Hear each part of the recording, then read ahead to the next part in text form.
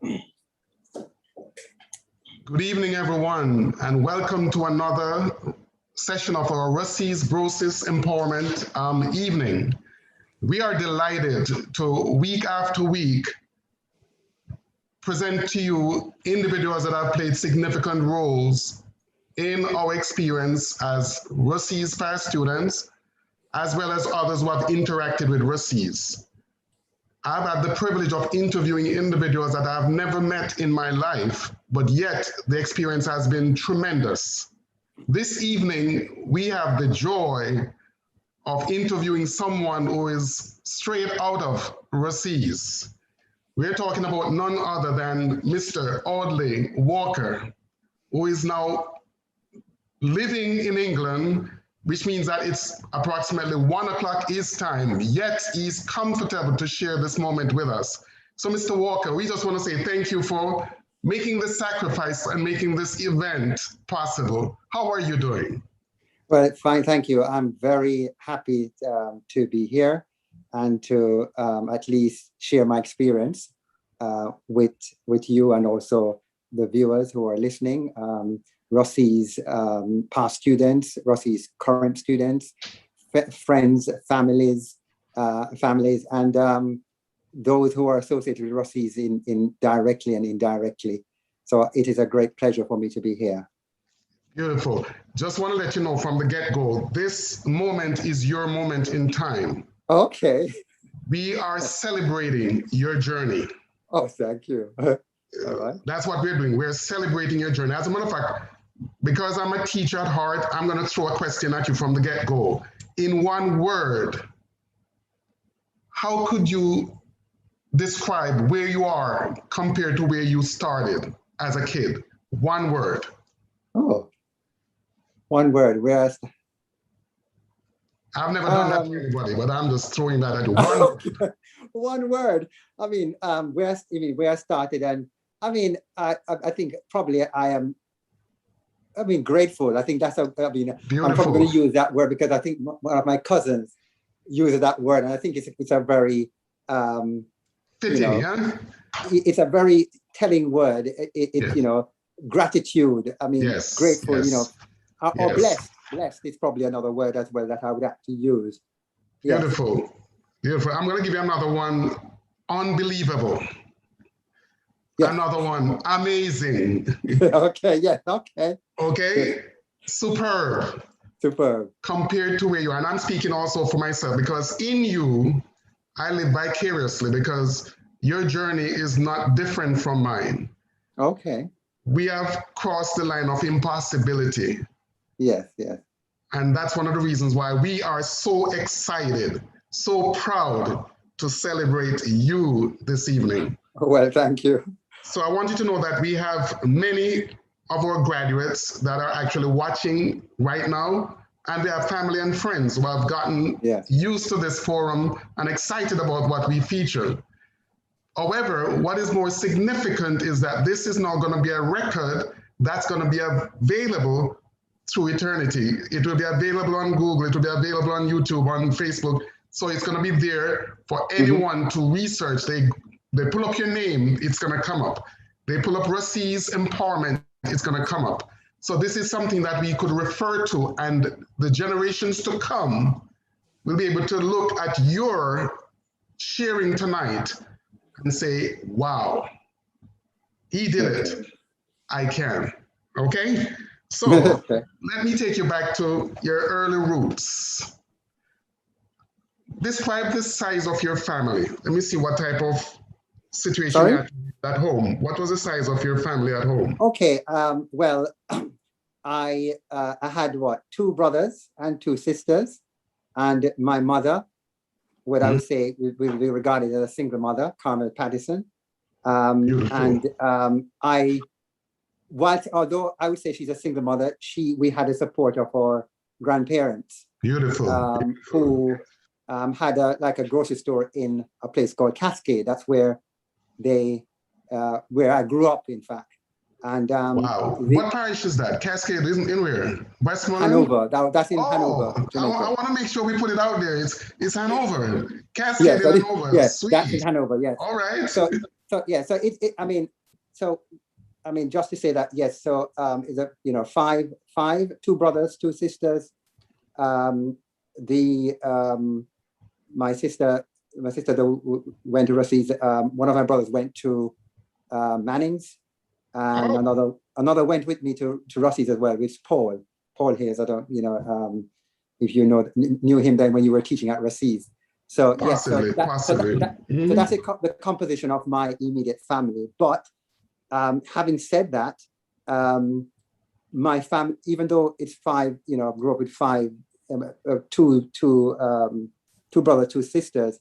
My family was extended beyond that because we had relatives in Grange Hill, and you know, in Kingston, Portmore, that area as well. We've got, you know, so there's a support there. So it's not just there, but my other relatives around who provided support as well. So you said 2 brothers and 2 sisters, correct? That's correct, yes. Beautiful. So where were you in that group in terms of sequence? Oh, right. Okay. So I was the second to last. So I would be what now? Yes, the second to last child. Yes. So, so Paul, which is my other brother, he's the youngest, and I was before him. So how was it for you? Did you have to fight to be recognized, or were you sort of pushed forward and supported? What was your experience? Because I've had different experiences. Well, I mean, the thing is that I, for one, I didn't have to fight for existence. Is that what you're saying? Or anything like that? Because I think all of us in the family had our different personalities. And for me, for one, I'm a self-motivator. I mean, I actually put it this way, no one had to tell me to say, for example, to read a book or to do my work or anything like that. I had that built in within me already. And also, not because I had it built in, but because of my family environment, then put it that way. So that is what made it that way. And also, the area that I grew up in, which in Cascade, we had a close network with, you know, my friends. We would probably go to the library sometimes, you know, for different events to kind of make sure that we can excel in different things. And one of the things that, you know, we try to do is to read a lot as well. I mean, now we didn't have, you know, iPads and all that to go with. So that was one of the ways in which you kind of develop your vocabulary, develop your insight of other things. And also growing up in a countryside area is one of the most fun, exciting places to be, because you learn so many things. You go to the river, you learn how to, you probably see how they do the fishing, whatever they do there. I mean, that is a real live experience, which you take with you to school, you know, different parts as well as you grow up. So that's what I would say, you know, in terms of growing in that area in Cascade. I mean, I will not give it up for anything, as I did enjoy it. Beautiful.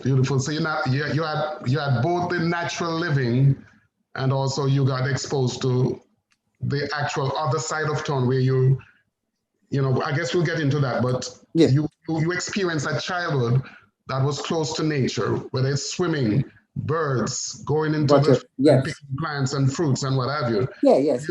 I mean, yes, of course. Yeah, that was it. It's more, I would say, more practical things taking place within the community. Because the thing about growing up there is that you create your fun. You create, you know, things to make a reality for you. Because obviously, you may see things from, you know, different perspective, you know, on TV, etc. But you make sure you create your own world within that environment. So, I mean, we would make up our own little clubs. We would, you know, things like that within my, you know, age group. You know how we actually go about things. I made sure that I got involved in, you know, things around me. So it's not, you know, I didn't have to rely and say, okay, I have to live in a different, had to live in Kingston, to, get Got certain you. things. Got you. It was there. Beautiful. So now in your early education, I know you didn't just start at Rossi's, you started somewhere else. That's right. And our roots play a very significant part in laying the foundation. Right. What was the name of the school that played that initial preparation for you to get you ready to come to Rossi's? Which school was that? Right. Okay. So, what I would say first, I still have to say this one because at first, living there, I went to a basic school and that was called, it's called Sister Mac. That's okay. what they called it. Beautiful. Yes, that's what they called it then. And that was in Cascade in a place called Hillaby. Then I was placed at Brownsville. That's the name of the school, Brownsville College, or I think it's now Brownsville Primary. Yes. And I started there from grade 1 to 6. So from grade 1 to 6, we had a very strict principal. His name was Mr. Reed, and in terms of the cohort or what I would consider the students within my year or even year below or above, I can tell you that those students were very motivated as well. Okay. And that made me motivated. So in my year group, I would say that those my former classmates who are still around in different parts. I mean, I can, we still have a little group that I, still share things with, but, those, my friends, I would say would, help to kind of mold how you look at things, growing up from Brownsville. Okay. Now, when you look at that school situation, can you say, I know it might be hard because there could be several, but if you're asked, put in a spot and asked, mention one of the teachers at Brownsville All Age that impacted you, what name would come to your mind? Or if you feel you have to mention two, you can go ahead. But who pops in your head as you think? Oh my God! One that would probably pop in my head is I had Miss Gurley. There's a teacher called Miss Gurley. We had Lolly, Miss Lewis. Just the fact that your names Gray. They have etched in your memory. Experience that you can never forget. Yeah, Miss Gray, and then of course the principal. Wow. As well, Mr. Reed. Wow. Mr. Reed, and also another one, the son. Is it son or cousin of Mr. Reed? Dave Reed, who is related to Mr. Reed as well. He was a very good teacher. Mr. Palmer. I can't remember those teachers. Palmer. So those are the teachers who probably I would say taught me growing up at Brownsville. Yes, that I can remember. I hope I haven't left anyone out for that at all. No, anybody watching it would understand that it's kind of hard because the way you roll those names off, it makes it sound like it was just yesterday. Okay. Can I confess? I would have difficulty doing what you just did. For real. I would really have difficulty naming so many people that you have just done with clarity. And that's a beautiful thing. That's actually a very beautiful thing. So let's go to Rossi's. What year did you enter Rossi's High School? Right. Okay. So I entered Rossi's in 1980. So you can actually 1980. That's when I entered Rossi's High School. Okay. Who was the principal at that time? Oh, I think it was Mr. Burton. Mr. Burton. Yes, I remember Mr. Burton who was a principal at that time. Okay. And then, so I was I was in first form for 1A, then went to 2A. Yes. And that's what I remembered. And then we went to they had a merger. Okay. There was a merger that was done whilst I was in second form. Okay. And yes, the merger was done. So then we were actually they had to go to the other campus, which was actually on Watson Taylor Drive. So the Fort Charlotte campus Yes. That was, I think, just had, when I started, it was from 1 to 6.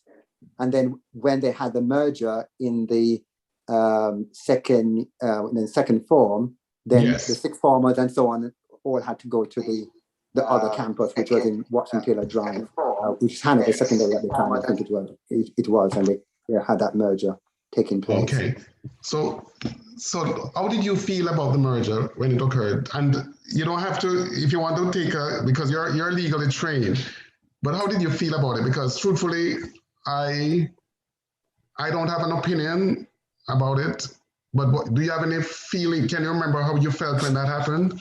Or is it something that... Well, okay, the only thing I can say that things like these sometimes tends to be political. And it is because my memory of it was that it was the minister of education at the time was Mavis Gilmore. I remember that name quite clearly. Wow. All right. And for me, it was like, you have politicians who come about who want to do something, but they do not understand the semantics of the area properly, and they just do something without consideration. So I mean, rightly or wrongly, it may have benefited some or the other, but I just thought that the way they went about it was not probably the appropriate way. Probably more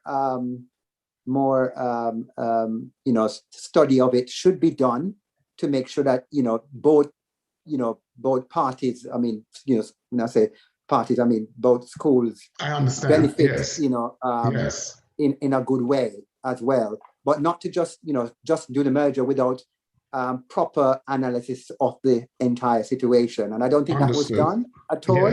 And nothing was taken the contrary to just throw people into something, and I don't think everything was actually planned out properly. That's my view. But obviously, I was in second form at the time, so I mean, that's how I thought then.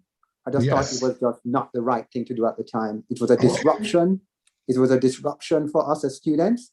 I think it was, and there should have been more forethought in for that going forward. Whether I can say, I don't know what to say now. Whether it was for the good or the better, but I'm just talking about at the time. Because I'm sure a lot of things could be done in terms of how placements are done and stuff like that. But that is my view then. I mean, my view now is probably maybe a bit different, but I won't say much on that right now. One thing I can tell you though is that just from an educational point of view, kids develop differently at different stages. So the system that we had before, where if by 11, 12, you were not in a certain track, you could get left behind. Right. Professionally, academically, etc. And so therefore, what that created was an avenue that you were placed with the other kids who are doing big things, which could itself be a motivator. They're talking about having an inclusive environment. Mm-hmm. So you have some kids at 15, 16, the bulb goes off and they say, wow, I can do better. But if you missed the common entrance flight, you could have been lost in the sauce. You get what I'm saying? Yes, so but again, what I would say though, I mean, that is why I said that when the whole merger took place, if you're looking at students, whether they're going to Rossi's or otherwise, they should look at it from a holistic approach. And although Rossi's would be more like the traditional high school and academic, the other with the other schools as well, there should be a lot more emphasis to make sure that certain things are done to make sure that those kids can attain that standard as well. But it has to be done in a methodical way. It's not something you just throw at and then you expect miracles to happen. And that is my thing, because even with the Hanover Secondary at the time as well, a lot could be done to make sure that students reach a certain a stage, and they can also achieve because academic is not the only thing. Vocational skills and all that is part and parcel of being, a contributing, person to society. And I just thought, like I said, I thought that it was not planned properly at all. So both schools could benefit. That's my thing. Understood. So you started in 1980 and you left in what, 1985 maybe? Yeah, I started in 1980. Yeah, that's correct. And I left in 85. But when I left in 85, I went to, when I finished high school in 85, I went to California, Upland High School in California. Wait. On an exchange program for 1 year. So wait, you coming from Cascade? Yeah. And in 85, you were in California on a scholarship. Right. Yeah. High school. How did that happen? Because that sounds like that's already a wow. How did that happen? Well, okay. For me, I always look for opportunities. I mean, sometimes at the time at Brosis, there would be times when you would have different people coming there to give talks and something, or they're offering this or that. And I'm always upfront wanting to know what this entails and what it can do for me. So obviously I applied for it and I got selected. But I mean, obviously the idea was, the program was either you could go to Spain, you could go to France, Venezuela, US, any of these places. And they had like probably, I think about 8 or so countries. At the time I had chosen Spain and US. But for Spain, somebody else had secured that place. So obviously I just, US was just, at the time, US said, okay, well, great, going to US at the time. So this was something done by AFS, American Field Service, which is an intercultural program. So I went for a year there, which was quite exciting. So I went to the high school there, which for me was, very, very exciting to be there. So let's pause a second. Part of our conversation prior to this night, you had mentioned that you were not only active in academics, but I think Mr. Connell would be happy to hear that you did have some experiences outside of the academics at Brosis, which accompanied you to California. So let's back up for a little bit. What is it outside of academics that you were known for at Brosis? What else? Well, one of the main things was track and field. So I was. Mr. Connell is here. I see Audley Walker. So happy to see you. So just so you know, Mr. Connell is on. Just so you know that. So you can give him a shout out if you want. He's on. Okay. All right. So just to put it in perspective. So obviously, attending Brosis, you have. I mean, Mr. Connell was probably the one who said, "Oh, Audley Walker, he has raw talent. He can run and all this kind of thing." I think he's the one who actually detected that from my started first form. So I guess for me, okay, it's just running. All right, I run, but I was able to actually do quite well at Western champs first, and also boys champs. I think I probably came second or so, but I did well in those boys Western champs and also boys champs. And also, for the different houses, or at Brosis, you run for your house as well, 100 meters, 200, and I did the 400 meters. Wow! As a way to give strength, according to Mr. Connell, because he's the one who's always pushing me to do that. So I would train doing 400 as a way of strengthening my endurance and speed for the 100 and 200 meters. And I also did long jump as well. Long jump. Yes. And although the funny thing is, yes, I've also went for the Olympic trials as well. And I think I came third for the Olympic trials. So I missed out by, I think at the time, I mean, if it was now, then possibly I would have gone to the Olympics, because at least Jamaica had more money now for that funding. But then when you, I think at the time it was like if you came first, then yes, you'd go. And I think so you had Olympics in 84, and then you have it again in 88. Yes. And so I remember that. But so 84, I mean, obviously I would still be young, because I would be at 84, I would be in what? Fourth form.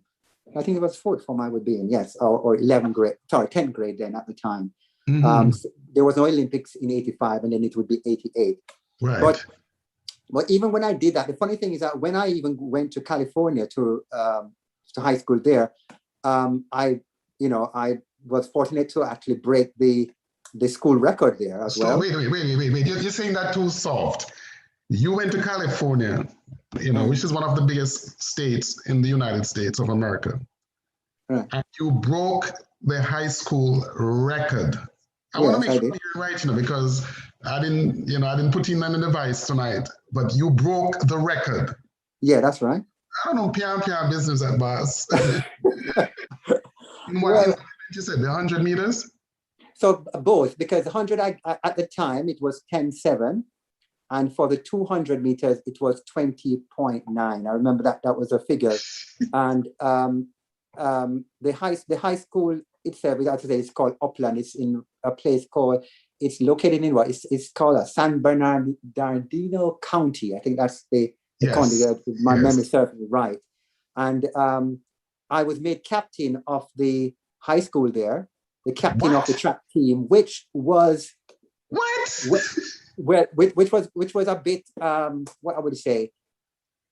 It was welcomed, but I guess for some people there, it was like, oh, you have somebody from Jamaica just arrived at the school, and all of a sudden he's made the captain. Is it fair? So what happened? There was another. So what they did to make it, I guess, no friction.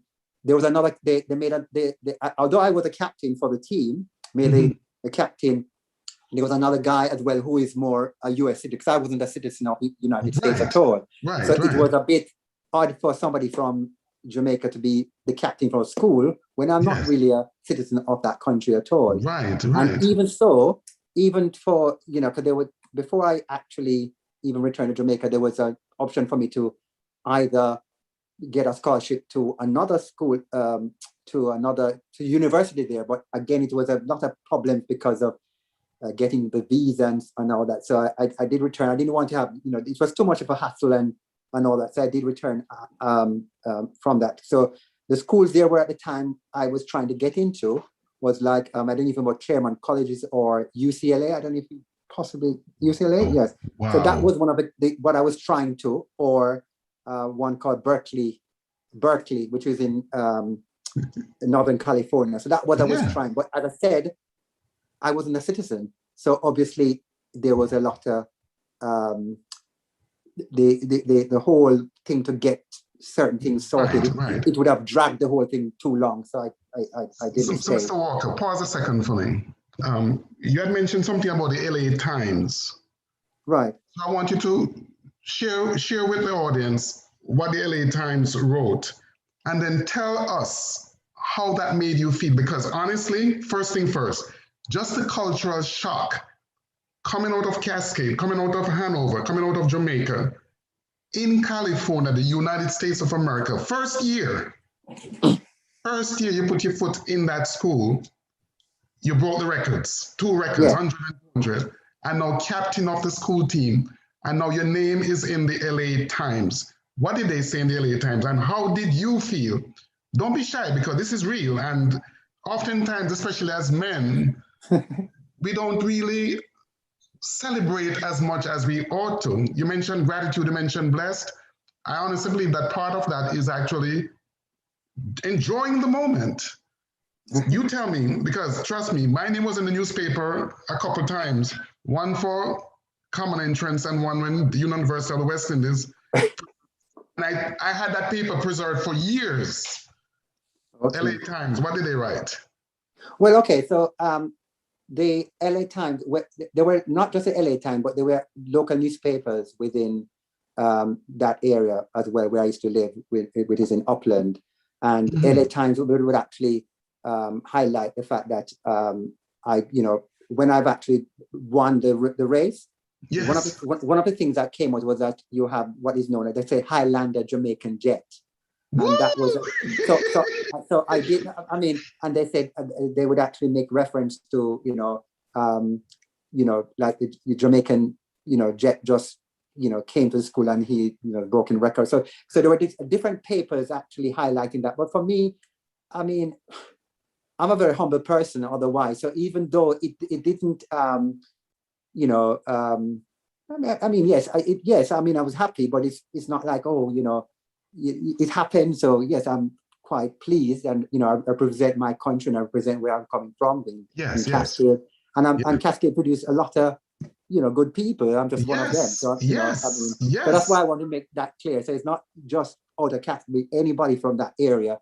I would say you have good people coming from there. Beautiful. So for me, yes, whilst I got different records and medals and all that, that was still not like, okay, I was, complacent and say, okay, I've reached the top of the world, because there was more. The more you actually reach a point, there's a hunger for more things. So it was never something which I was like, okay, yes, that's it, and don't work hard anymore. But but at the same time, my mind was exploring on other things. It's not just even track and field. And even though I know that track and field was, it made me in the school one of the most well-known in that school itself, of over 1,000 and odd. And even today, I still have friends from that area. Wow. I wasn't complacent and say, okay, that's it. I mean, I still had to look for other ways in which I could be more, what I would consider to myself, not just like a one-track pony. Because okay, you're good at track and field, but what happens if something happens if you can't run anymore? What then? So I was looking at it from that angle as well. Beautiful. Now that's a very important point you just made, and I'm, again, this is also educational.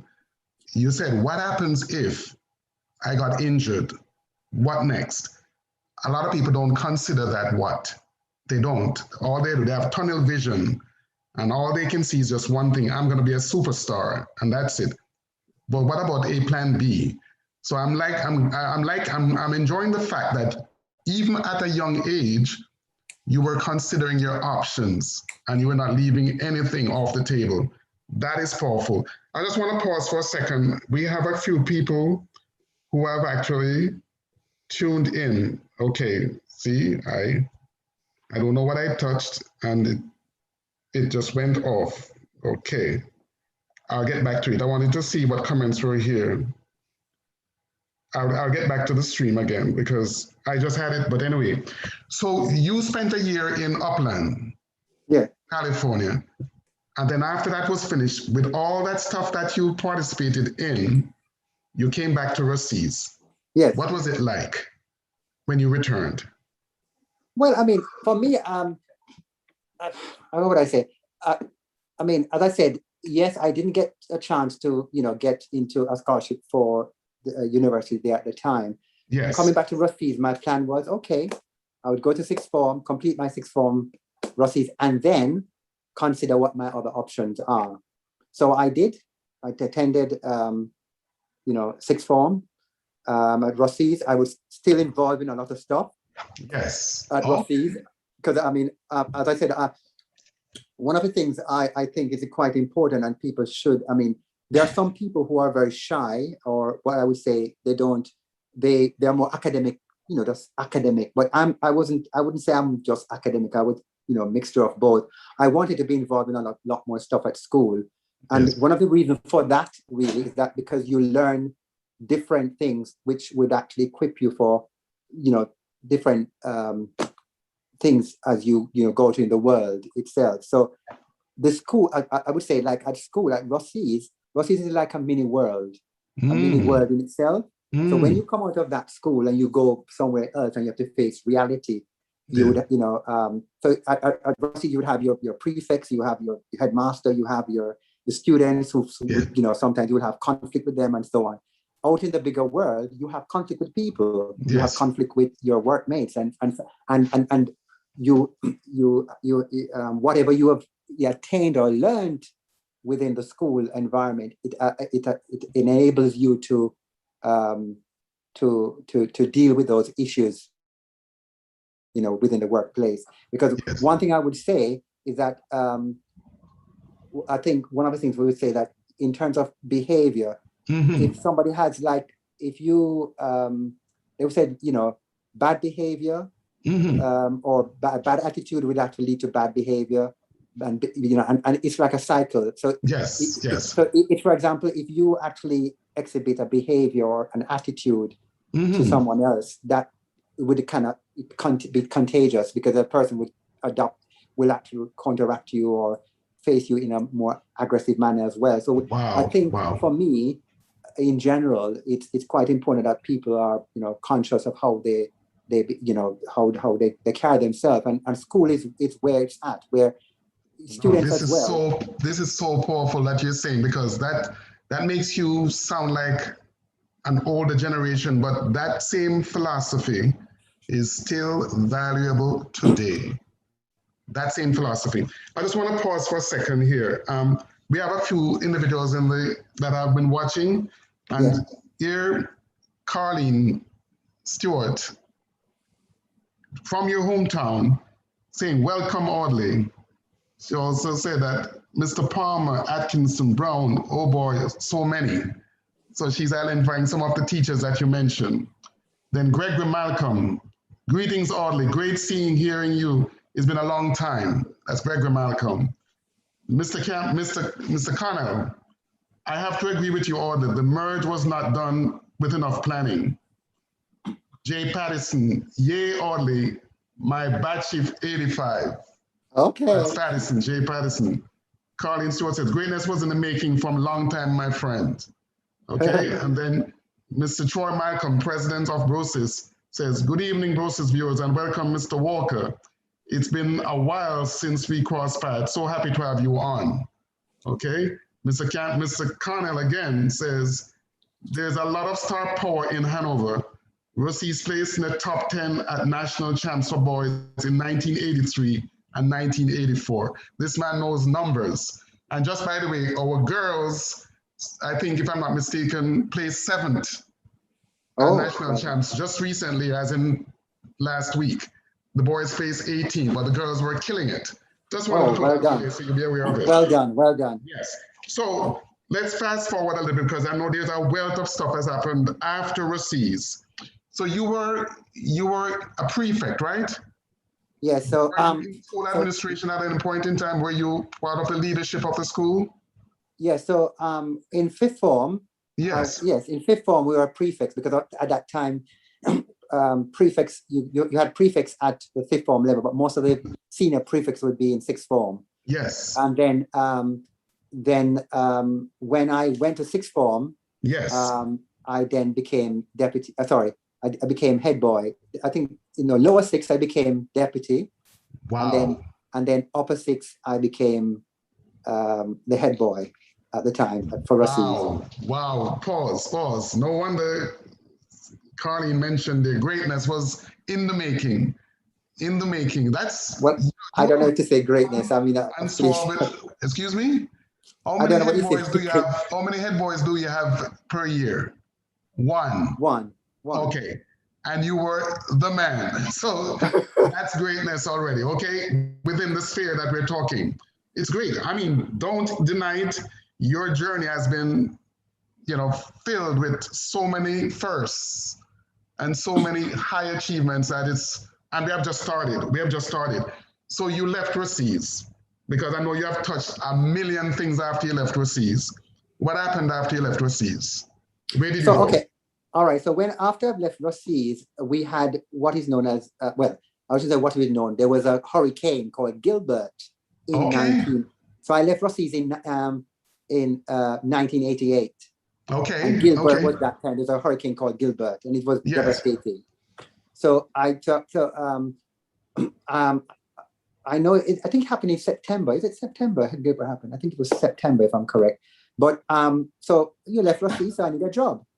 So the job, I got a job at I was fortunate enough. I applied. I got a job at the courthouse, at the resident magistrate's court in Lucy, and I was the assistant clerk of court there. Why didn't you go straight to college with that experience and wealth of skills that you had? Is there any special reason you didn't go straight to college from Rosis? I'm just wondering, because I didn't go straight to college, by the way. I worked for a year. But what in your journey, what was it that caused you to work right after high school? Is there anything in particular? Can you remember? I'm trying to remember. I'm just trying to remember why. It's interesting. I'm sorry. I'm just trying to remember why I went straight there. It could be because I didn't apply to anything at the time. I don't think I applied to university at the time. I don't think I did apply. No, I didn't. I can't remember if I did apply. Maybe I did, but I can't remember if I did apply. But I thought it would be better to kind of get some experience. That was one of the things. Okay. So I just to get some work experience first, and also to save money to even go university as well. At that point in time, when you graduated from high school, did you know exactly what career path you were interested in, or you were unsure? Because that could have been a factor also. Were you 100% sure at the time? Yes. I was exposed to a lot of things. Like, for example, I wanted to do international relations. That was one, working as a diplomat or something like that.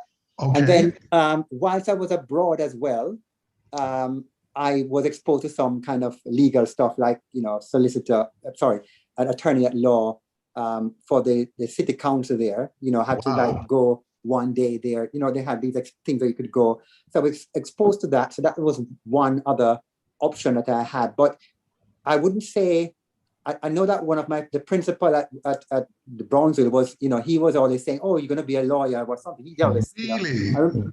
He did say that. I remember he said that I was going to, but I didn't. People say things, but you don't know if that is going to lead. But I guess he saw that, maybe because I was a very talkative person. Is that person alive today? No, he has died. Mr. Oh, Reed. Mercy. Have you ever had a chance to engage with that person post college? No, because I think he moved to a different parish, but I think I engaged with his nephew. So I think his nephew would have actually relayed my wishes to him. Yeah, his nephew. Because the fact that the person spoke life into you and you actually lived it out is like, for me, it's phenomenal. Because honestly, whenever I come across a student who have said to that person, you should be an accountant, or you should be this, or you should be that. And it gives me goosebumps when I see it actually happen. So I can just picture you so early in your life, a teacher look at you and say, you should be a lawyer. Instead of saying you're chatty, the person say you should be a lawyer. You see the difference? Yeah, but that's true. But make it negative. But even at home, sometimes my mother would say that anyway. So it's but obviously she would. That is when we probably we are arguing about something, because sometimes I sometimes mom, with my mother, we if I wanted something, then I would be saying, I would give the reasons why I wanted it and why it was important and so on. Then she'd be like, Audley Walker, you stay there. You always, find, So we had that rapport with my mother where I would, explain. So, and sometimes my siblings as well would actually tease me about, talk too much sometimes. Or you're always arguing about something. So they do that as well. So, and my other relatives as well. So it's not just my siblings, but relatives would say that when we meet up for holidays and so on. So yeah. Wow. So then you mentioned now that you started to work at the Clerk of Courts in Lucy. Yes. Yes. So I worked at the Clerk of Court, but one of the things which probably kind of, I enjoyed, because at the time, if you work as an assistant Clerk of Court, you got exposed to what is known as the Petty Sessions Court. Okay. So the Petty Sessions Court was one which had very low level, offenses like, threats or indecent language and so on. So I would actually have conduct of those courts. With another colleague of mine called Anderson, who I think he's a Russian as well. He's a Russian as well. Wow. Mr. Anderson. As a high school graduate, you're trying cases. Yes, high school graduate, yeah. So that was a petty sessions course. So yes. you would go and you would have a justice of the peace who would have conduct, who would be presiding, and then you would have to present the so-called crown. I use the word crown, or for crown meaning the state, or and versus that person. So you would actually be. So I had to do that. So that was a good experience. Yeah. In fact, that was a good experience. And yeah, I would say so. It was quite good. And you learn more at that. And then I was actually placed. I was actually responsible for the criminal, the criminals' cases. So I had to write up the court sheets and all that, and submit. Get it for the judge to sign, and for the main clerk of court who would go for the what you call it, the preliminary examinations, or cases that have been indictments and so forth, that would be done. So so that was kind of a background for me. But I didn't stay. I mean, one of the things, even though I was there for 2 to 3 years, I moved on, because my mother even came to work there, working as the court accountant, for when the funds came, which afterward I felt uncomfortable, because obviously my mother and me, at the same place. She was actually working at the Ministry of Agriculture, and then she moved to be the person responsible for the court. Finances. Finances or whatever there at the time, for the accounts for that. So so I felt, okay, time to move on. And this is when NCB came into the picture? Yeah, and that is what NCB said. But again, I think working there, I had applied to go to law school here in Jamaica. And I think it was so competitive, and I don't think I was competitive at the time. I didn't get through. So I said, okay, Kingston is much more, because I've been in Lucy for quite a while, and I thought I needed to, expand and learn, more. And there was more opportunities in Kingston, so why not go to Kingston? So I ended up staying with one of my cousins in Kingston first. We called Clive, who lived in Kingston. Stayed with him, and then just pull his name out there, Clive what? Because he was Barnett. Clive Barnett. Okay. Yeah. So I stayed with him. Is that Russian? No, he's not. He's from Manning. Okay. Sorry. Okay. Yeah. So Clive Barnett played a role in your transition from Lucid to Kingston. Beautiful. So I stayed with him. Yes. And then after that, he got married, so I moved. I went on my own. Sure. And then what? Okay, so I worked at. So I went to I went to the civil court. So doing criminal matters in Lucy. Yes. I now was dealing with civil matters, which is in Kingston Civil Court, which is in downtown Kingston. Stayed there for a while. And I think after a while, I see, for me, as I said, when an opportunity comes this way, I just try and, grab it. Then an opportunity came for me to work with NCB. Yes. And there was just more money anyway. So I said, why not? It was more money. So I took the plunge, went to NCB dealing with like mortgages and what did I do? Mortgages and what was it again? Yes, leases and stuff like that had to be done. Nice. So I worked at the head office. This was at the head office, but it was called West Indies Trust Company. They had a part of NCB, and I worked with them for a couple of years again. Wow. And at the same time, I was going to CAST. Yes, I forgot to mention. I was doing I did the marketing at CAST as well. Science and Technology is now called UTech. Yes, UTech. Yes. Yes, I did that. And also I did a management course with Jamaica Institute of Management to kind of give me some more management skills then. Yes. As you may actually call it. So I did that. And after NCB, after NCB, I ended up working, after NCB, I ended up working at NCB. What is it? NCB. Where did I go? Yeah, United Way. So I became the executive vice president for United Way. Without a college degree? Well, as I said, I maneuver these things. How did you how did you get into these things without all that professional training? I mean, yeah, a little this and a little that, but you just have a way of getting, doors just seem to open for you, because executive vice president for United Way for Western Jamaica, correct? Yes, that's right. Remember, I mean, one of the key things is that, okay, I finished high school. It's not like I didn't finish high school. I had qualifications there. So that in itself, in terms of going for the interview that I went for United Way, I think I did quite exceedingly well. And obviously they thought that I had what it takes to be, a person that could do the job well.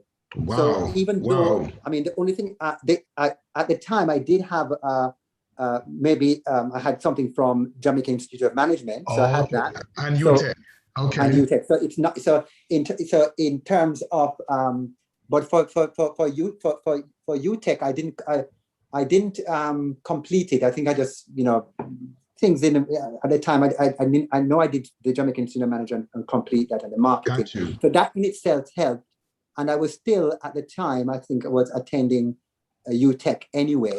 But that was not a bar. That did not prevent me from actually gaining that position as a vice president for that organization. And what parishes were you responsible for? So I was responsible for, I was responsible for Hanover, St. James, Trelawney, St. Anne, and Westmoreland. So those are the parishes that I was actually responsible for. So at the time. So when at the time, you were roughly say 24, 25 around that area? About that. Yeah, 20. That's a lot of responsibility for a 24-year-old kid. But Mr. Dunkley, what I would say the other one is that I think, as I said, I'm somebody who had an interview and I sell myself. Yes. As if, what I can offer the company. So it's not because what I would say, an opportunity has come to you. You cannot allow something to stop you from actually achieving what you want, because it doesn't mean that if somebody doesn't have some, like for example, I didn't have it at the time. Now I have my degrees and so on. Even though I didn't have it at the time, that did not stop me from achieving that position.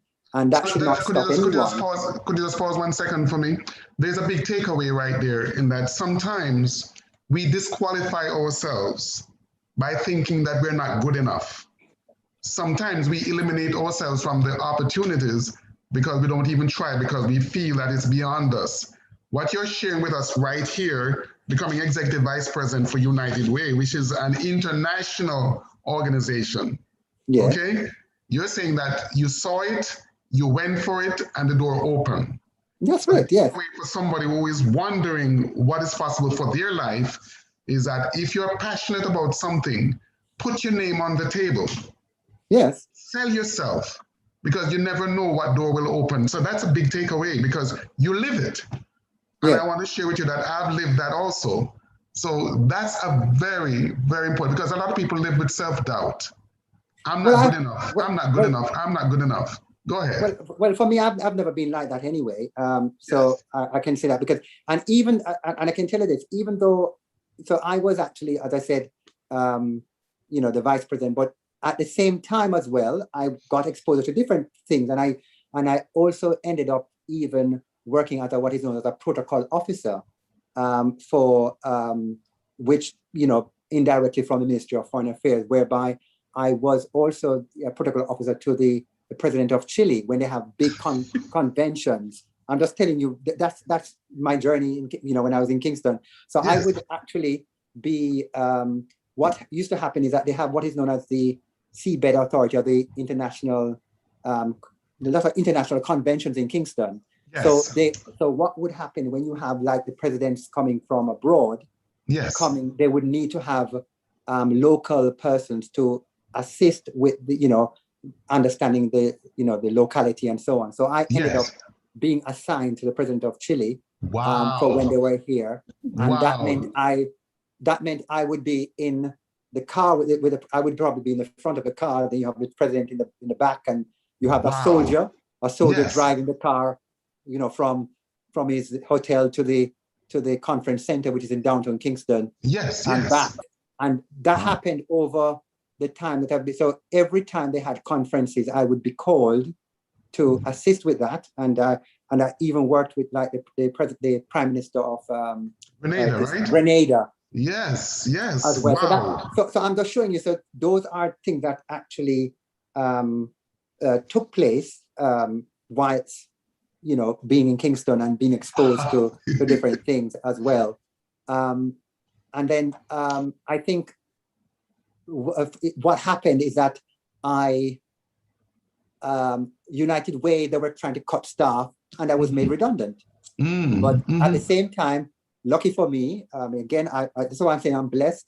Yes. The NCB called me to be like some kind of consultant there, because I had knowledge of some of the work that they do. So I was working with NCB on a consultant basis for a little while with the knowledge that I had. So again, even though I lost that job, I ended up with a job working for them. And it was that time. Yes. And I also work with AFS. There's AFS as a volunteer, but I was paid, which is the organization which actually is in charge of the exchange program, because they're quite international. If you put AFS in, you'll see that they're all over the world, and they were headquartered in Kingston. So from that, I was applying to law school now, because I said, okay, you know what, I need to kind of settle down now. I think I got enough experience now, so I can take forward. So I did apply. Mr. Walker, just before you transition, I just want to share with you a few comments here. Janet Richards. Janet, yes. Yeah, hi, Mr. Dunkley. Audley, so good seeing you. Link, my man. So it's on you now, okay? Joseph Campbell. Remember, people will say all day, every day, okay? Kenwood Connell. Audley exhibited strong leadership qualities from his early years at Brosis. If my memory serves me right, he was at some point captain of the track and field team. That's right, I was. Okay. And then Miss Dawn Dawes says, hi, Audley. And John David said, good evening, Brosis family. Well, and then we have here, Audley, it's been like 30 years, we not see. And this is from Farquharson, Vernal Farquharson. All right, okay. That's good. Yes. Okay, just want to give you a shout out. There's some of this stuff coming out here. Good. Yeah. So 1999 was a special year for you. 1999, you said something about in England, you made a transition from Kingston. Right, so 1999, yeah.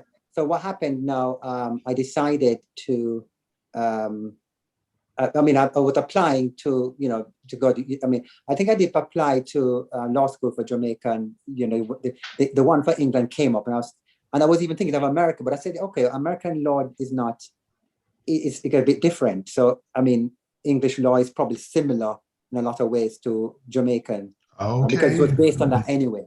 Yes. So I applied to go to law school in Jamaica, in England.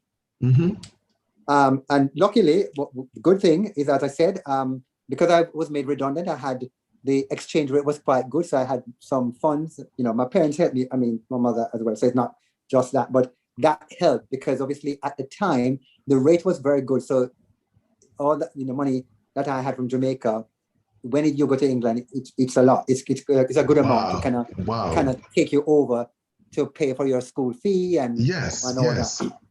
Beautiful. So it was a start. It was a start. So I did apply. I didn't know what was going to happen for me for second and third year at all, because you don't, but I said, okay, I must find a job or whatever, something will happen. Yes. So I didn't know how, and to be honest, I ended up so I went, I think I would say the money ran out by, so I got there February, and the money was getting very small now because you have to pay your way and stuff like that. And whilst there, I got, what happened, what you should understand as well, that, living in Jamaica, you don't know much about prejudice or, that. Yes, there's prejudice here. I should say there is, but it is more maybe class prejudice or stuff like that. But in terms of racist, you may have racist because people here still have this black and brown thing, which is nonsense really. But anyway, but what I'm talking about is the white, thing, in there here in England. So I applied, I got a job, and I needed an NI number, and the person said, "Oh, you need an NI number. So when you come back, you can, get the job." So when I got the number to get the job, he said, "Oh, it's already gone." So I was furious. I really took him on. I said, "Oh, how unprofessional, he is. If he didn't want to give me the job in the first place, why didn't he say that?" Yes, and yes. I remember my aunt was very upset because she has lived in England for quite a while, and she was saying, "Oh, they're going to blacklist you and so on." But I said, "Listen, I mean, I'm coming from Jamaica." She said, "Oh, not because you're from Jamaica, you think, you need to kind of," I think she was saying, "You need to, just go with the flow." I said, "No, I'm not going to go with the flow. I'm not going to go with the flow. I don't, this is not right." I mean, if the person did not want me for the job, should have done that, because a lot of places we do what is known as a tick box exercise to say that they have, there's diverse. They did interview somebody who from whatever background and so on. So I wasn't having it really. Yes. So I didn't get that job for this. I didn't get it, but I had to have my say there. But I ended up also for probably a month where I had to an office. I had to clean some office. So which, of course, so which is part. And I was like, "Oh my God! I mean, I have to be cleaning this place." I didn't want to, but I said, "Okay, I need to survive here. What I'm gonna." Yes. But that was a short-term thing, and I think most people will find out when you go abroad, you may not be able to get the job that you want immediately at all, and so you may have to do things that you don't want to do. So that was an occasion where, so I ended up going to this office, and I was just walking around. You had this thing, and you take the things off the desk and you put it in the bin, and you take it up. That's what I had to do, and it was like, "Oh God, please!" And I detested it. I'll be honest. I was like, "Oh my, no!" And it didn't last that long because, to be honest, it's not something I was saying. Leaving Jamaica to do this. This is not. But again, I had to say, bite my lip and said, "No. You are here for a purpose." Wow. And that is it. And I think that is why I want to probably bring this in quite clear, because I think somebody sent me this link about the Great War Horse. Have you heard of it? The Great War Horse. So what has happened? They said that the farmer. I give this illustration because I think this is quite important, or is quite a telling tale, where you have this farmer. He found this horse, and he asked the horse whether he would like to be his horse. And the horse shook his head and said, "I'm a war horse, so why should I be, reduced to such labor? This farmer." So what happened? The farmer went on his way. So what happened again? A merchant came along and asked if the horse would be, would like to be his horse. And the horse shook his head and said, "I'm a war horse, so how can I be reduced to just delivering things? Like, he's a war horse. Why should he do that at all?" And the third person he came to was a soldier, which is a low rank. And the soldier asked him, "Would you be my war horse?" And the war horse said, "No, I don't want to be your war horse, because I'll be looking after more petty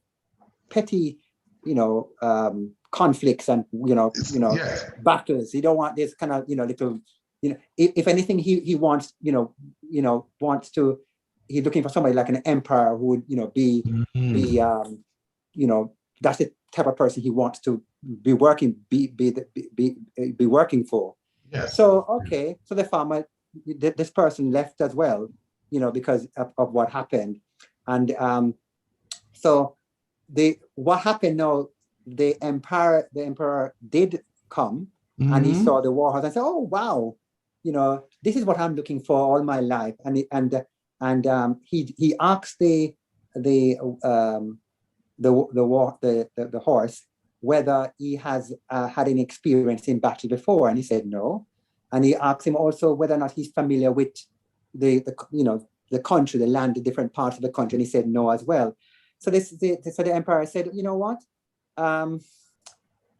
What use would I have of you? Because I don't know if I can trust you with my life, and and you don't know the country well. You don't have experience in battle. All these things." So he said. So the horse said, "But I'm strong and I can run." And so the emperor said, "Okay, I'll test you. Can you just run across that vast field?" So he ran across the vast field, and on his way back, he felt tired, and he's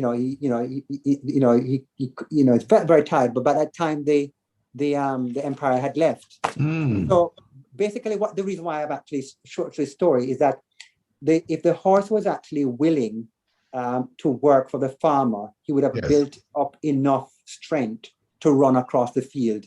That's what would have happened. And if the horse was also willing to deliver goods, then he would have known the countryside and know the different places. And if he was less prideful, that's what I would say, less prideful, then he would he would have experience in battle. And the reason why I'm actually showing this is that because here the war horse had an opportunity, but he was not prepared at all.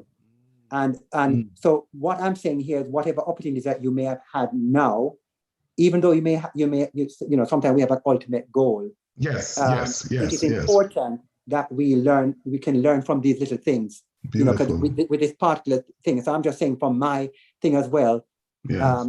Even though as I said, I got that situation where I had to work, deliver, picking up, the office, rubbish or whatever. I moved on from there because obviously I got a job then working with what do you call it, a media company, and I was one of the customer service advisor taking phone calls. But that was a part-time thing to help me to get money so I could actually survive there. And let me ask you a question. Go ahead. And so I'm just showing you from that now I was able to I did complete my 3 years working part-time. Wow. 3 years first. That was the first part of the law, because here in England you do 3 years, you get your LLB here, 3 years of that. Then after that, now I had to do what is known as, so I finished my, bachelor's with Holborn College, going to Wolverhampton University. Once that is done, then you had to apply now to do the bar.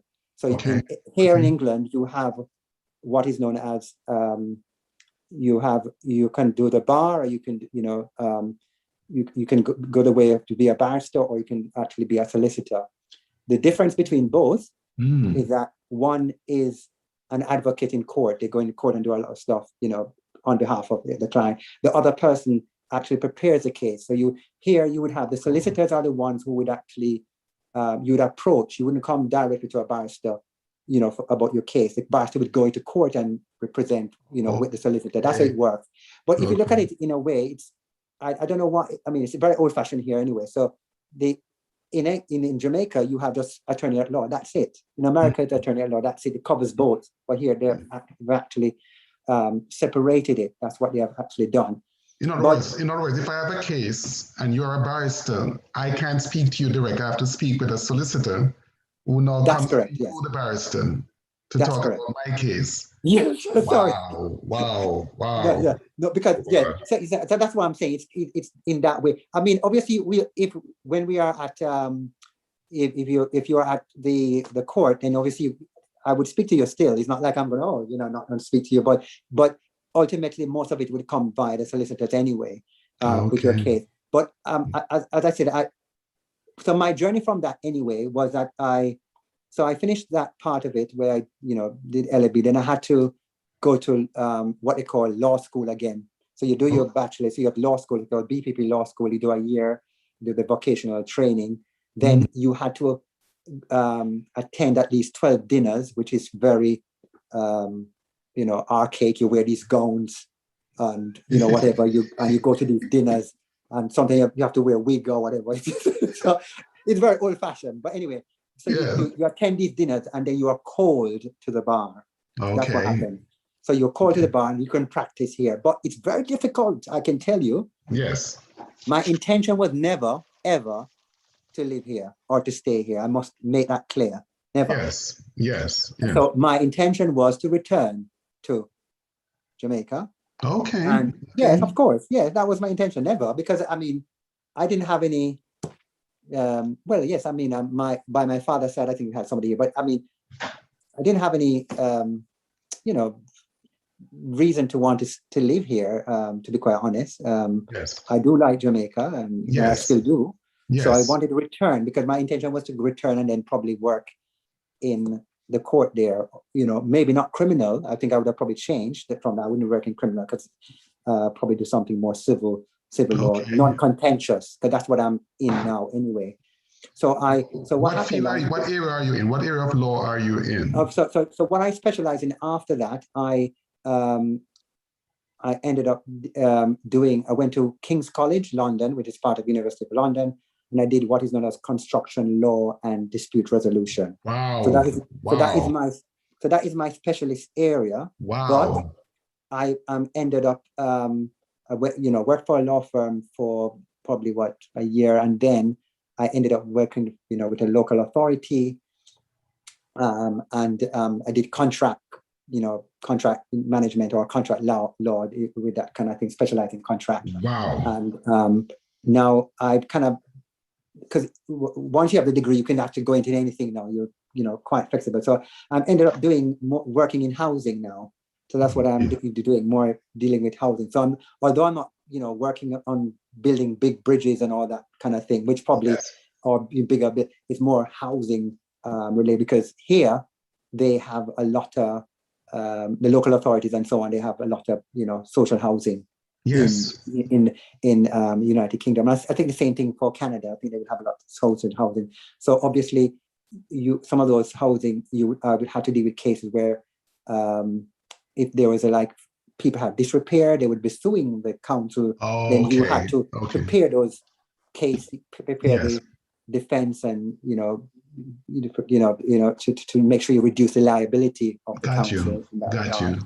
So that's what I ended up doing. So I ended up doing specializing in construction law, but obviously I'm now in housing, so it's quite a little different from that area.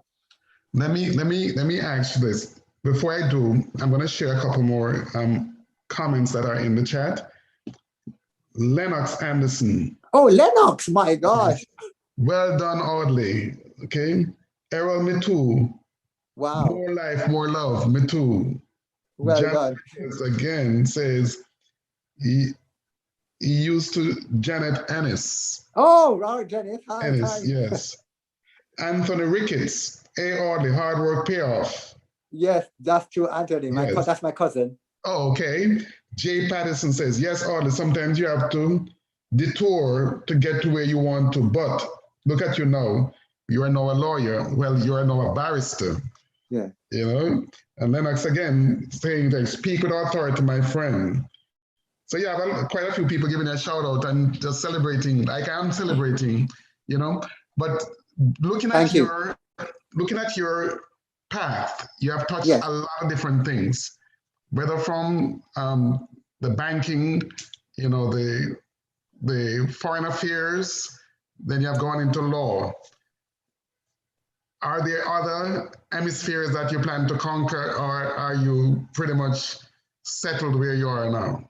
Well, okay, one of the things I've looked at, though, that I probably would do as because obviously when you are going to high school, you see your teachers are the older ones, But now I see myself, I'm in the old field. Well, my kids are saying that. You stay there by yourself. I'm not coming there with you. You stay all there by yourself. And the reason why I'm saying that, because obviously my kids now are saying, oh, you know, Daddy, you're old. And I'm like, oh my gosh, they're calling me old. Am I really old? Oh my God. And because I don't feel old, I feel young. Beautiful, I really beautiful. feel young. Yes.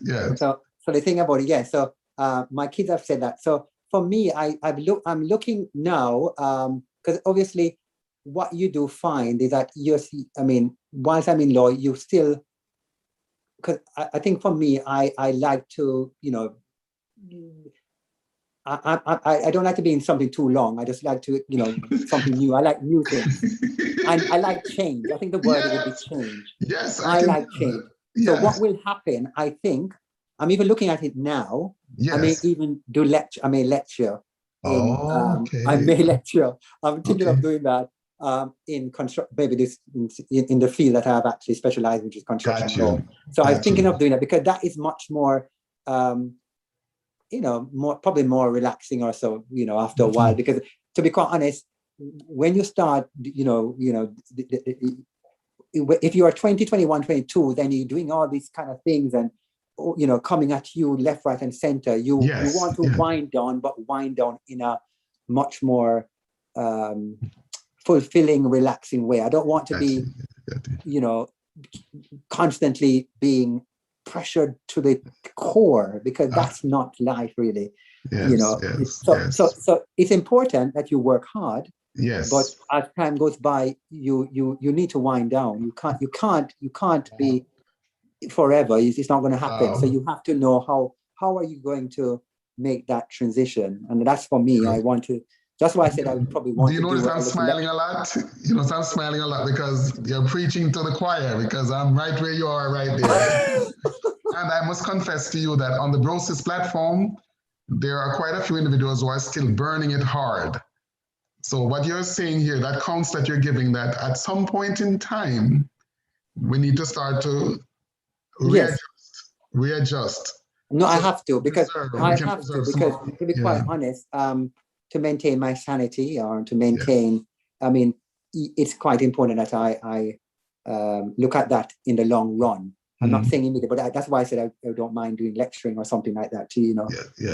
For me, it's still fulfilling, and it's a change as well. Of course. I mean, some people, I mean, yes, of course, there are persons who will probably go on and on and on till they're, you know, quite, that's fine, no problem. But for me, I would want to have a transition where, yes, now I kind of want, you know, going winding down, because it's like when they say you once a man, twice a child. That's how human beings evolve anyway. Yes. You're a child, then you're a man, then you get. You're not going to be as, you know, before. It's going to get less and less, and then so I have to. That's how I see. That's how I see it anyway. I understand. So listen, you have given us some precious gems. I have just a handful of key things that I would like to touch. Okay, and this is going to be picking your brain, okay? It is often said by some people that women can't raise boys to become men. I personally was raised by a single mother, and I'm 100% man. What would you say to a mother that's struggling with her son and thinking that there's no male figure in the house? How can I help my boy to become a man? Look at your journey, and I salute your mom for the rock that she has been for you, just as well with my mom, who has been a rock. What would you say to those mothers out there, those single mothers who have taken the brunt of rearing their children, especially their boys? What would you say to them to encourage them on this platform right now? Well, the only thing the thing is that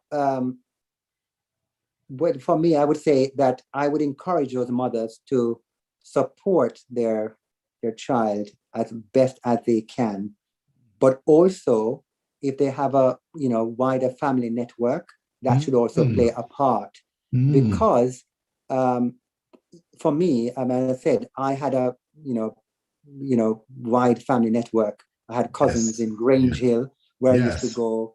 at times.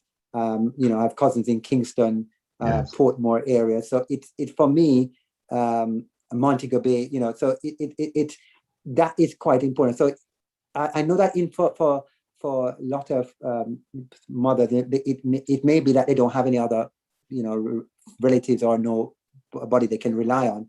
But it means, therefore, it's important that they try and, give whatever emotional and physical support that they can. But also, it is important that that child is also exposed to other things within the community as well. Because for me, although what I would say is the community also helps to raise a child, whether it's you may think that, okay, it's a mother alone, but there's a community that you may live in, and there are people there who are supportive in other ways, whether you either actually, because I can, although I've changed my, I'm no longer, I was, put it this way, I was brought up in the church. I used to play the organ, but that kind of thing. But although I'm no longer a Christian as such, I'm a Muslim. That's my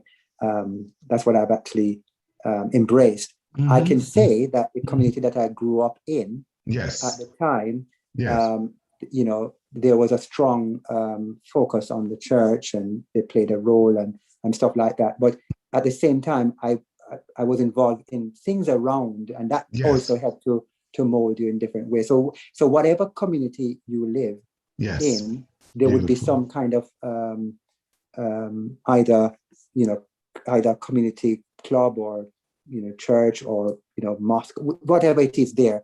That is also a way of helping to grow somebody and having an outlook. So although the mother is alone, the child should be exposed to those things as well. Gotcha. But for me, I was exposed to those things, in different ways, because I was a person who was involved in it, and everything. And I can, as I said, growing up with my peers, I can even count some of my friends,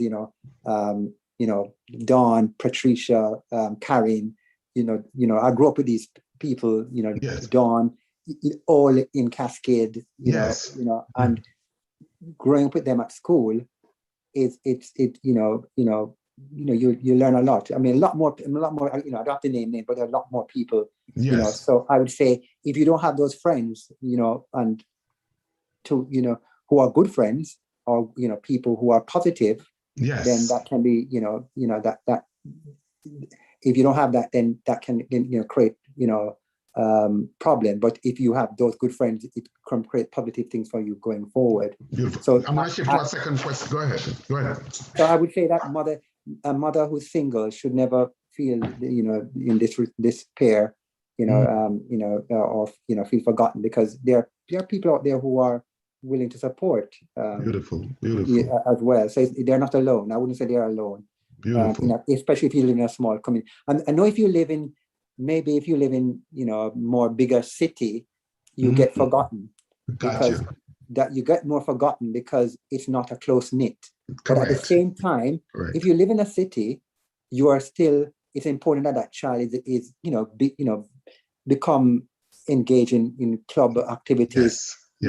Make the child read as well, to because even now I'm encouraging people. One of the things I would say, try read a lot as well, to kind of let the person's mind kind of expand as much as possible. That segues into the next question that I have for you. From a very early stage, you had a bigger, larger than life view. Right. Your horizon was not limited. In other words, they say the sky is the limit. You basically flew the top off that. What could you say influenced that perspective, where it seems almost like you were unstoppable? You didn't put limits on yourself. Coming out of Cascade, and I walked the streets of Lucy. And Lucy is a small town, relatively speaking. But coming out of a small community, what gave you this larger than life vision that you were so unstoppable? Almost like everything you touch turned into gold. Is just wherever you went, you excelled. What was it that you would contribute to that experience that you have had? Because it has followed you step all the way through. Talk to me. What do you think influenced that view? Put it this way. One thing I would say that I can only say there's a divine power above, and obviously that is something which I would say would play an ultimate part, because obviously, yes, all of us we are the author of our destiny in a lot of ways as well. But obviously, sometimes we can either steer it the right way or the wrong way. Some people are not self-motivated, some are not. They're just not geared, but there may be things that are around them that can push them to actually reach that level. But for me, I don't know. I would say I was just like that. I mean, I've just it's hard to say. So I would say yes, yes, blessed. But I wouldn't, because even going to school, there were some people who were very shy, they want to talk much and so on. Or probably all it would have taken if somebody, reach out to them, and they would probably, they come out of their shell. Some people, even today, they at school they were shy, but now you would not believe that it's the same person you were in high school. Correct. So it depends on the environment. Everybody has a different reality and a different journey, and some persons, because of their family makeup, maybe one which doesn't allow them to excel much, where they have to keep in their shell. So even when they come to school, they can't articulate that well, because that was not something that was at home. But however, maybe when they move away, they have actually changed into a different person altogether. That can happen to people. So that's why you can never, you may see somebody, you can never know what that person will be. Beautiful. Because everybody, they come out of that shell at different levels and different stages in their life. Thank you. And that's why I would say, so I would say never give up, never give up. It's just a situation that, for me, I was just probably like that from I was small anyway. And it's because, again, my background, how I was brought up, with my family, I would say, so, and my family always encouraged, us to do well. But as I said, growing up, nobody had to tell me when to read a book, or that was never the case. I just needed to know that I wanted that, and that's it. Nobody had to tell me. But some people you have to force to tell them to do something. And sometimes when you tell them, they get upset because it's like, don't tell me anything, But again, it's about humility and all that. So Beautiful. Yeah. Lovely. Next question. Part of this platform, it's for us adults, but there's a significant part of it that there's a seed that we want to plant. So here is a child at Brosis, looking at the uncertainties of the future. Right. You have walked those halls just as they are walking now. What could you say to that child, that girl, that boy, that could give that person hope for a better tomorrow and for what is possible for that person? Well, what I would say, everyone, even at Brosis High currently, has a potential to be great. And greatness doesn't mean academic only, because I think people sometimes have to understand that. And I was trying to say earlier. So you will have persons there who are more, skillful in probably carpentry, could be woodwork, it could be electrical kind of thing. The thing I would say to that person, if you have a passion for something, it is imperative that you master that as best as you can, because when you go out there, you may think that you are the brightest gem in the world. There's somebody that's competing with you to be to say they want to be better than you. So you must try. That is why you must always try to be the best as you can. And even if, one thing I would say as well, sometimes some people, they have the will, but you may have the will for something, and you may see sometimes you may see your peers, trying to achieve something and say, oh, that person is boastful and whatever. But the thing is, that is how that person has expressed themselves. It doesn't mean that person is trying to, what I would say, thinking that they're better off than other person. Because people will say that of you. You're trying to excel, but it's not that you know within yourself you're trying to be the best. So you try and articulate yourself in different ways, and sometimes it can come off to another person that you're trying to be, like you're better than somebody else. But that's not the intention at all. Understood. And that sometimes comes across that way. So it's important that people understand the basics why one person or other may behave in a different way than the other person. You need to understand. Beautiful. Three questions to wrap this up. Three things I would like to address, and I want to set you free because I know it's way in the morning right now. Three questions to release you. One, explain your role as a husband and as a father right now. So give us a picture as to you now are in a position where you have a spouse and you're also the head of a household with children. Give us a peep into your world. Tell us about your family. All right. Okay. All right. My wife. My wife is a medical doctor who is She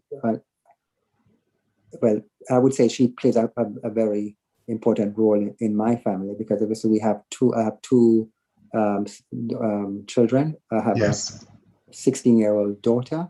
Yes. And 15-year-old, sorry, she's 15 now, and a 12-year-old son. Congratulations, man. Yeah. So that's it. So and at the moment we live in London. And both kids are, one is in but both are in high school now. Yeah. So my daughter is now in 5th form. Going to obviously once she finishes, she goes to 6th form. My son is in 7th grade. And my wife plays one thing I would say that both part it's good that both of us play a big role in the lives of our children to make sure that they're looked after. And my wife plays one of the most important roles ever you can think of. I mean, without her, I don't know what I would have done in terms of taking care of them. So, I mean, I have a good situation where we have both parents. I mean, my children have both parents. Yes. Some people don't have that, but I can say I'm quite grateful for that kind of mix. So yes, we both contribute in different ways to the upbringing of our children and instill in them the necessary skills and tools that they may need when they go out in the big world.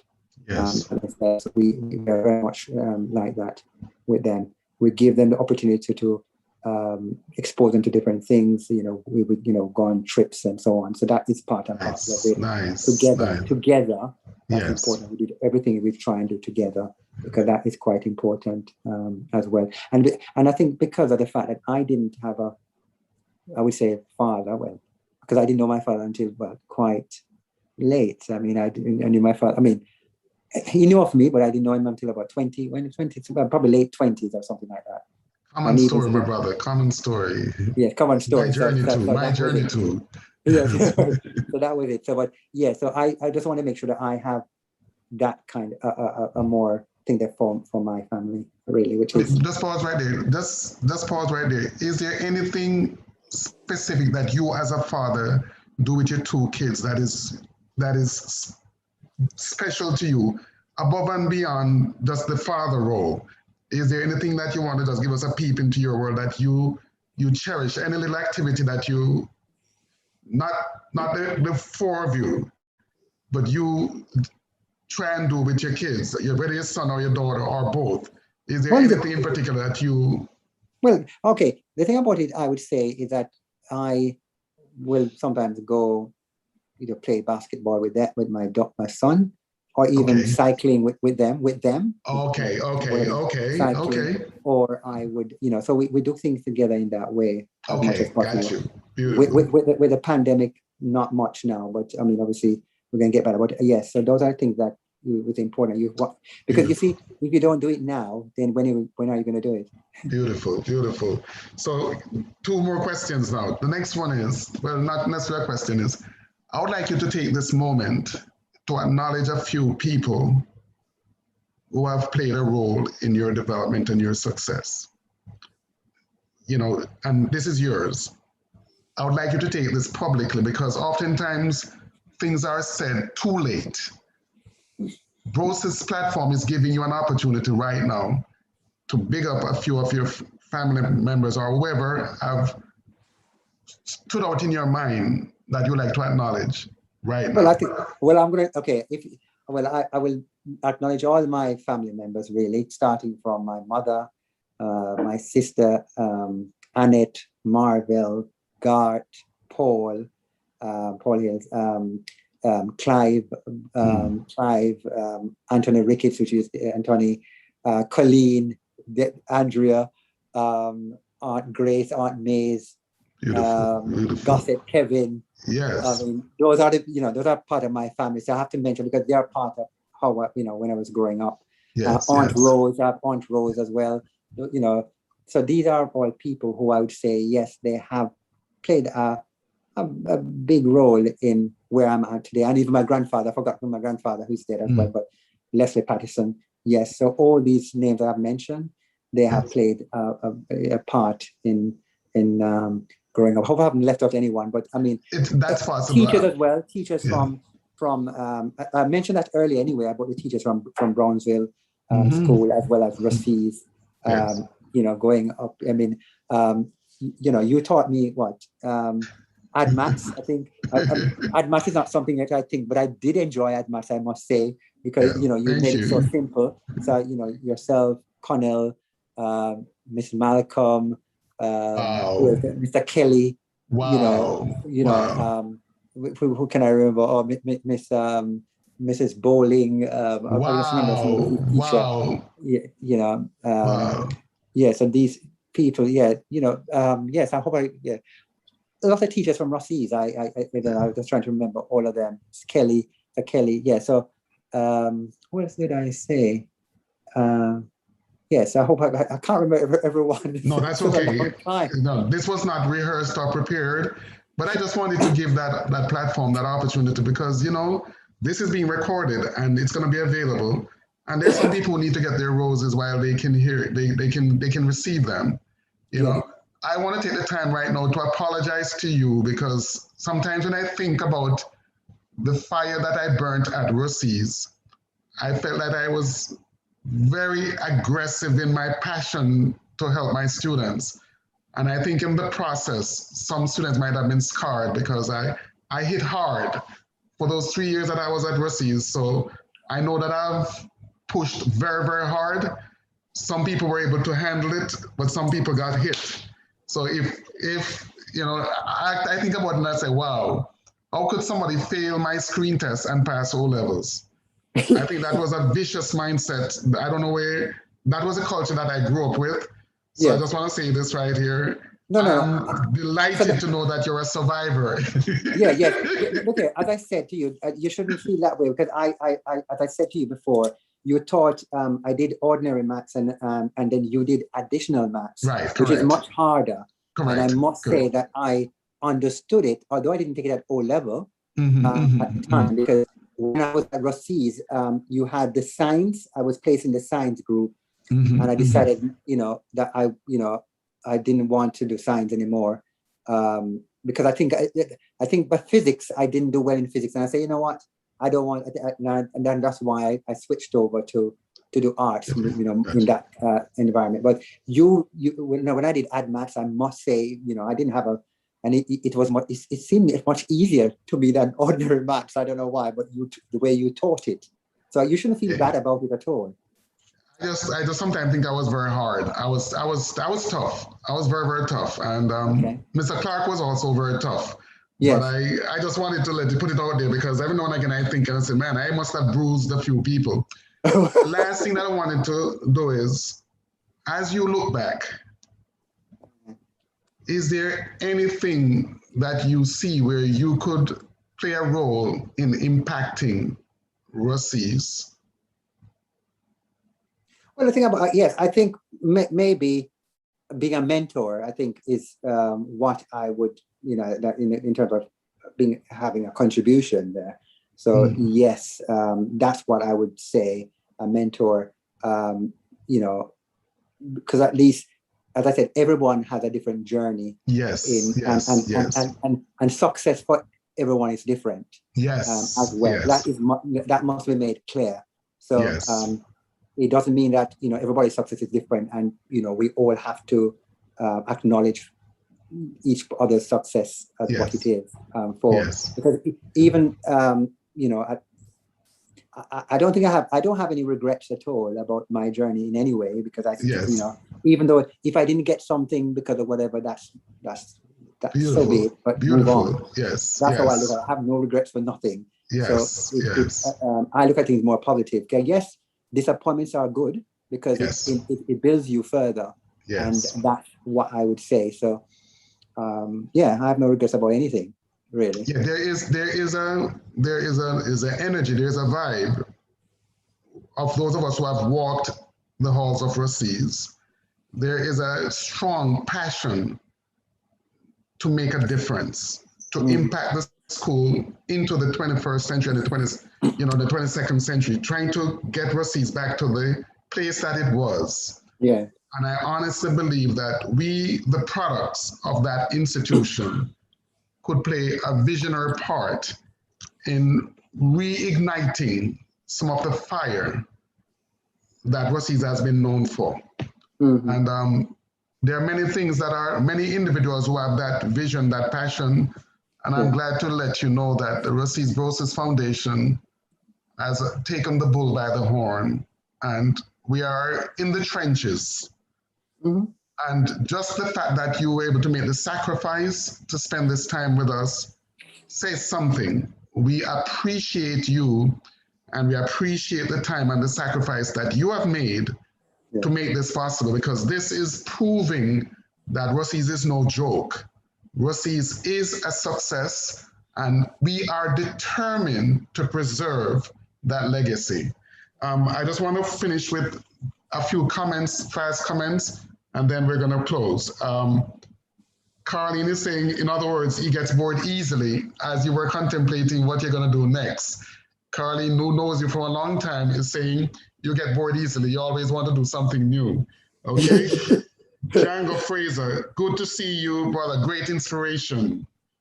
Okay? And then Fitzroy Smith, great to see you, bro. Shirley Scott, so inspirational. Well done.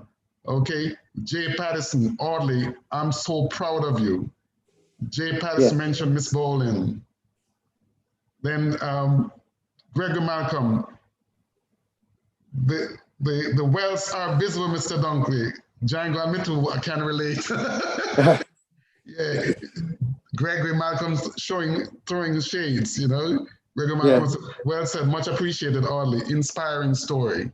So I'm trying to share with you that we are reliving those moments, and all of us here, along with others who will view this in the future, can identify with you. So on behalf of the Brosis Foundation, I want to give you the opportunity to give any last word that you'd like to share with the community or share with anyone, and then we're going to close. Any last word that you have to share with us? Right. Okay. The last word I want to say, I'm very grateful that you have given me this platform to be here and to share my experiences. As I said, I felt very encouraged to do it, because I thought, I have not had the opportunity to, go to Brosis physically in a long time. Yes. Because of the pandemic, this has made it, this platform has made it much easier in that way. But I would say for people who are on their journey, especially those who are starting Brosis, in fact, the freshmen or persons who started, then they have a journey to make, and it's important that they keep focused.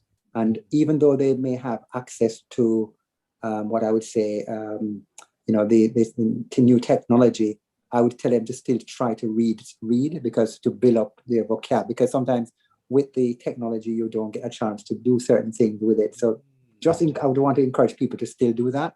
And the reason why I'm saying that is because, being exposed to people coming to work and then, lacking certain things. Wow. That will give, I would just say, please do that still. And you make sure they use the technology as well to research things as much as they can, because you'd be surprised what they can actually find. And those who are actually about to graduate from sixth form or fifth form, whatever it is, make sure that every opportunity that knocks on your door, you answer it. Because what can happen is that if opportunity, there are two consequences to an opportunity. Either you take it or you leave it. That's it. So you must decide what you want to do. And everything can have that impact to take you forward. That's what I would say. Beautiful. Really. Yes. Mr. Walker, Audley Walker, on behalf of the Brosis Foundation, it is a delight. I am overjoyed. All right, thank you. Overjoyed to know that I had that 5 minutes in your phenomenal journey. I had those 5 minutes somewhere back in the 80s, and to be able to see us today and hear you speak with such seasoning that you think that you are the senior and I'm the junior here.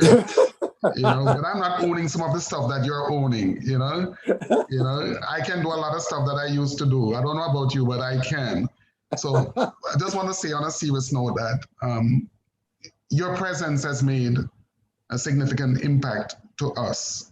Personally, I am so delighted, so honored to have had this opportunity to listen to you and to say, wow, you are indeed a success.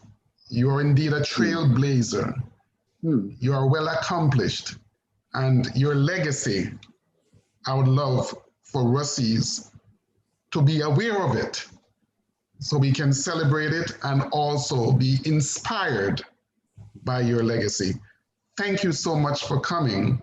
And I do believe that some point in the future, Colleen will make sure that we all get a chance to be together to have a great Russies Brosis celebration somewhere, whether here on the continental United States or in Lucy itself.